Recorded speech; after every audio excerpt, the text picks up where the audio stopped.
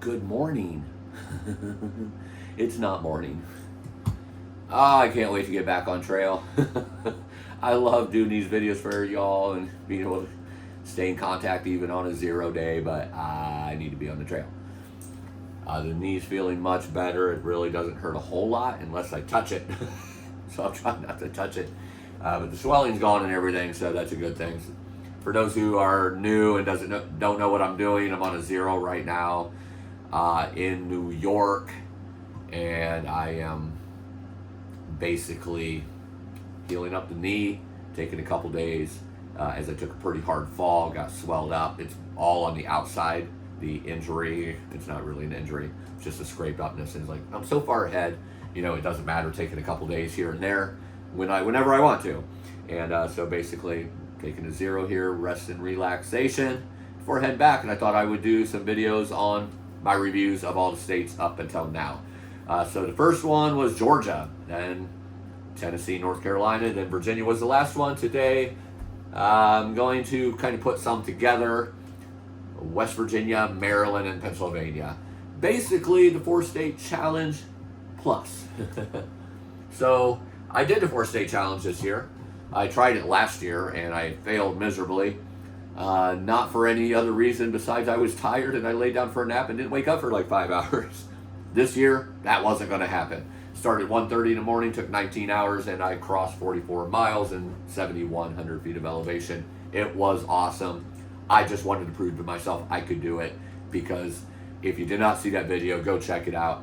Highly inspirational, motivational from what I'm told. I put it all out there for y'all, and obviously showed the journey of that 4-state challenge, but also took a good long time to tell you why I was doing it. And at the end of the day, I was supposed to be one of those guys that couldn't do something like that. I had to prove to myself I could do it, and how far I've come, and the fact that, yes, I really am the strongest I've ever been. But obviously, West Virginia's 4 miles long, and I went through that at night since I started at 1:30 in the morning, because you start right at the border of Virginia and West Virginia. So I've seen a lot of it at night. It's a little bit rocky as you get into Harper's Ferry. The trail is kind of different. I will say the trail takes some turns that doesn't line up with far out on the app. So I'm not sure what's going on there. It shows that you're supposed to be going one direction or somewhere else and there's no trail there. And then other times it splits and you're not sure where the trail goes, especially in the dark. But it's easily figured out pretty quickly even if you get off the trail. But that's just 4 miles, and then all of a sudden you're in Maryland. Maryland starts off with a really long road, 2 or 3 miles, basically along the river, and then you start climbing. Maryland is one of those that is really rocky. You don't think it's going to be rocky, and then it's rocky. You climb up, and once you're up, you're up. You don't do a whole lot of climbing after that first one. I mean, you do.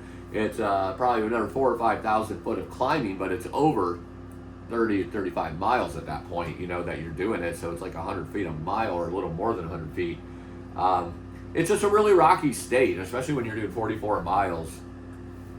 Not a whole lot of views of the forest, views of rocks. You have a couple parks you go through, like the George Washington Monument.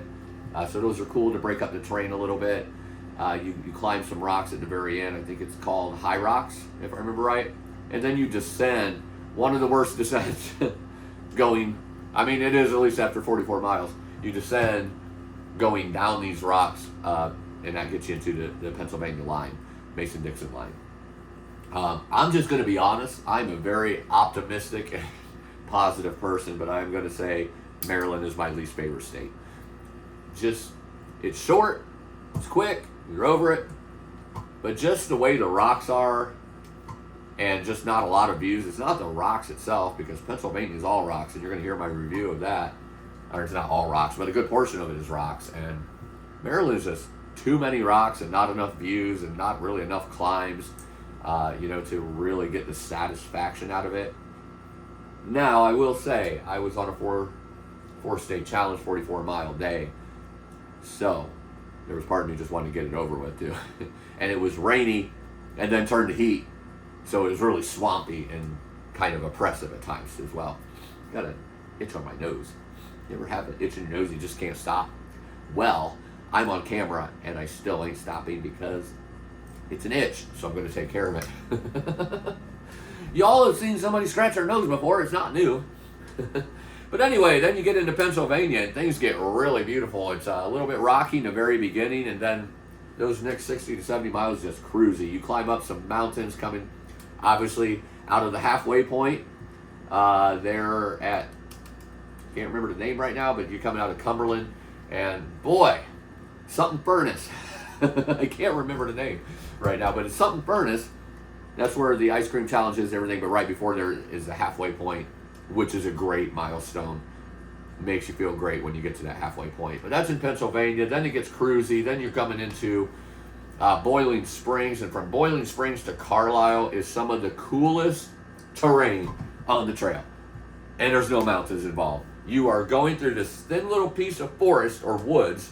Terrain keeps changing, type of forest keeps changing. Then all of a sudden you're out with this cool farms and farmhouses, different kind of crops, different kinds of fields, and you just do that for the next like 14 or 15 miles. You see the mountains in the distance, you're nowhere near. You're going through cow pastures, you're going over rivers, you're going through ridges, which really aren't high ridges at all, but cornfields, wheat fields, different colored grasses and weeds and flowers and wildflowers. It is beautiful. One of my favorite sections, just because, and then actually the little area coming into Boiling Springs where I was outrunning a thunderstorm this year, kind of the same thing. So that whole area before Boiling Springs, after Boiling Springs, up to Carlisle is like that. Coming out of Carlisle up to Duncannon being an awesome town. And I will say, Pennsylvania has some awesome towns to stop in. I'll just start on that real quick. You have at the very beginning, you have Waynesboro, Pennsylvania, and the next town, Chambersburg. They're both kind of the same size, bigger towns, a lot of things to do, a lot of places to eat, places to stay. Not a lot of hostels there in the beginning. Then you come up to Carlisle, they have a motel there that has a hiker rate. Going to Duncannon, they have an outdoors place that has a hiker hostel in it, and then you have like the Doyle Hotel, which is an old-fashioned hotel with a lot of cool history in that. And then after that, you have Pine Grove. Oh boy, Port Clinton. Yeah, and then you come into some areas of some more climbing with the rocks, and then you're coming into, can't remember the name right now, but basically Palmerton, Lehigh Gap area. Just really beautiful area. Then obviously into Delaware Water Gap, which what a way to end Pennsylvania in a jazz club. Get your resupply, everything's kind of in town. You can stay out of the actual town into Stroudsburg, which is where I got these new shoes from because I needed them a little earlier than I thought I would. So I was able to get them there, which is like 5 miles out of Delaware Water Gap, and they have hotels and everything there. So everything you need within a 5-mile radius, or you can stay right in Delaware Water Gap and have everything within walking distance as well. Minor resupplies and everything available there, like gas stations and such. They do have an outdoor store, not a whole lot available.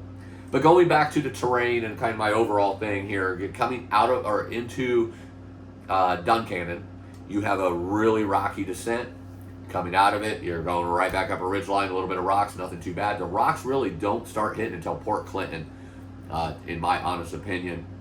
And then Port Clinton on, you got some pretty big climbs. You have the Knife's Edge there, which is just a bunch of sharp rocks coming like this up high. It's really short-lived though, like a quarter mile, not bad at all. And a lot of rocks that day. Check out the videos of my Pennsylvania videos and you'll see what I'm talking about. There's some areas where just rocks everywhere, but I'm telling you right now, it was one of my favorite things to do in this whole trail so far this year. Going into Palmerton, you climb up the Blue Mountain Ridge, which is very exposed. Could be scary for people with heights.